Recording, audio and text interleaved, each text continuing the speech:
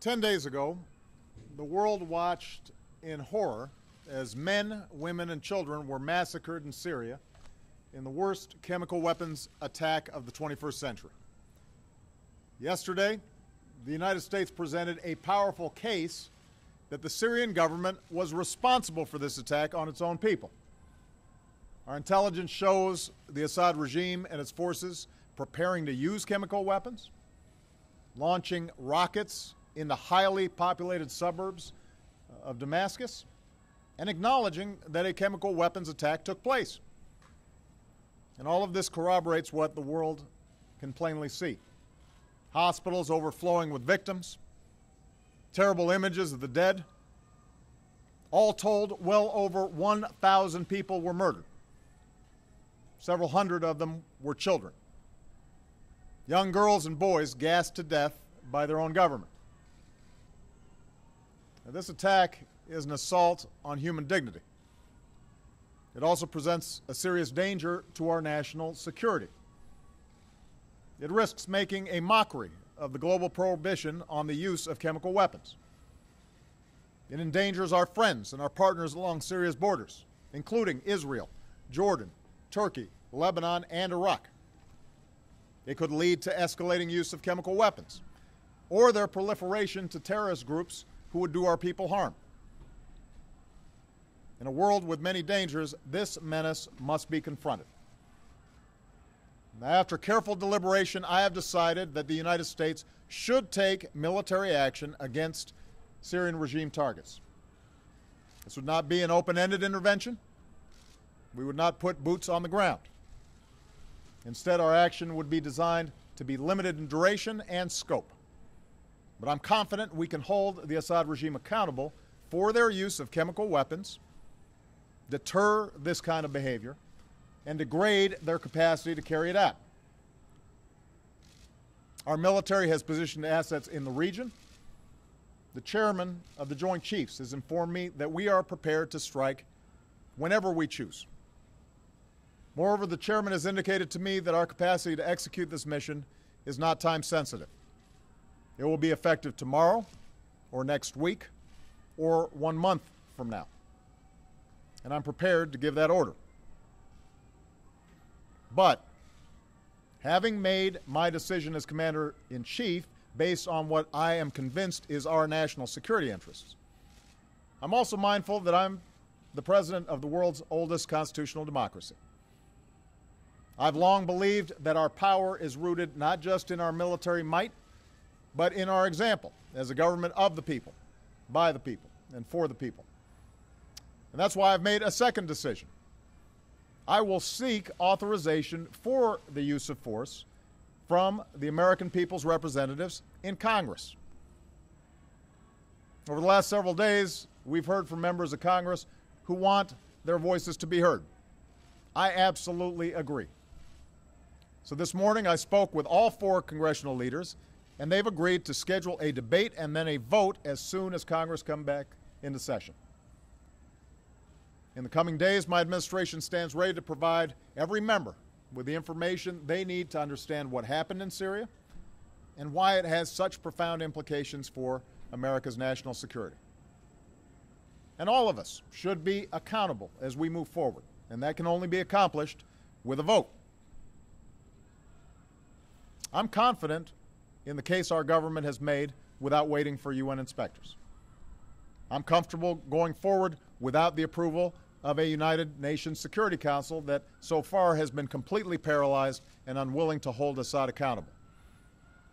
As a consequence, many people have advised against taking this decision to Congress. And undoubtedly they were impacted by what we saw happen in the United Kingdom this week when the parliament of our closest ally failed to pass a resolution with a similar goal, even as the Prime Minister supported taking action. Yet while I believe I have the authority to carry out this military action without specific congressional authorization, I know that the country will be stronger if we take this course, and our actions will be even more effective. We should have this debate because the issues are too big for business as usual. And this morning, John Boehner, Harry Reid, Nancy Pelosi, and Mitch McConnell agreed that this is the right thing to do for our democracy. A country faces few decisions as grave as using military force, even when that force is limited. I respect the views of those who call for caution, particularly as our country emerges from a time of war that I was elected in part to end.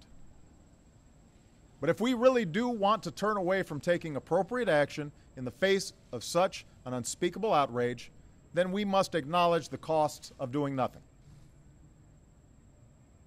Here's my question for every member of Congress and every member of the global community. What message will we send if a dictator can gas hundreds of children to death in plain sight and pay no price? What's the purpose of the international system that we've built if a prohibition on the use of chemical weapons that has been agreed to by the governments of 98% of the world's people and approved overwhelmingly by the Congress of the United States is not enforced? Make no mistake, this has implications beyond chemical warfare. If we won't enforce accountability in the face of this heinous act, what does it say about our resolve to stand up to others who flout fundamental international rules? To governments who would choose to build nuclear arms?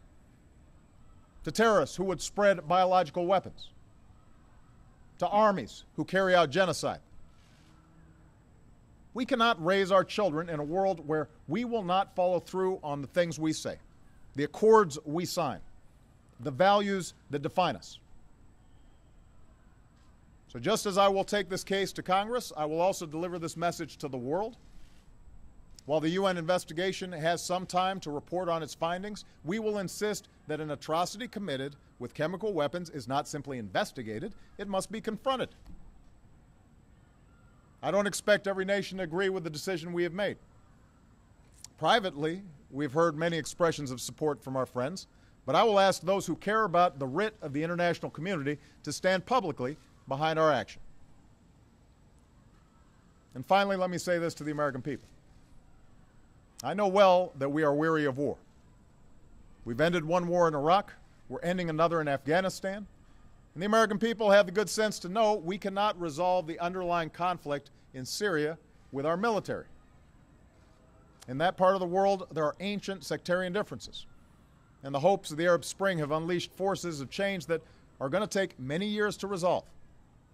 And that's why we're not contemplating putting our troops in the middle of someone else's war. Instead, we'll continue to support the Syrian people through our pressure on the Assad regime, our commitment to the opposition, our care for the displaced, and our pursuit of a political resolution that achieves a government that respects the dignity of its people.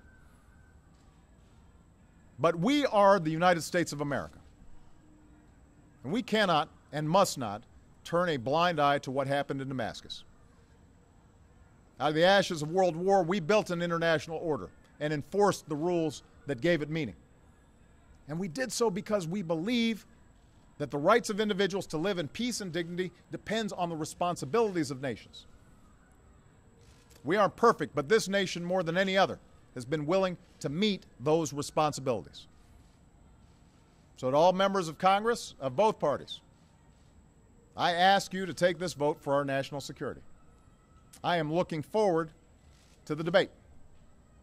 And in doing so, I ask you, members of Congress, to consider that some things are more important than partisan differences or the politics of the moment. Ultimately, this is not about who occupies this office at any given time. It's about who we are as a country. I believe that the people's representatives must be invested in what America does abroad. And now's the time to show the world that America keeps our commitments. We do what we say, and we lead with the belief that right makes might, not the other way around. We all know there are no easy options, but I wasn't elected to avoid hard decisions, and neither were the members of the House and the Senate. I've told you what I believe, that our security and our values demand that we cannot turn away from the massacre of countless civilians with chemical weapons. And our democracy is stronger when the President and the people's representatives stand together. I'm ready to act in the face of this outrage. Today, I'm asking Congress to send a message to the world that we are ready to move forward together as one nation. Thanks very much.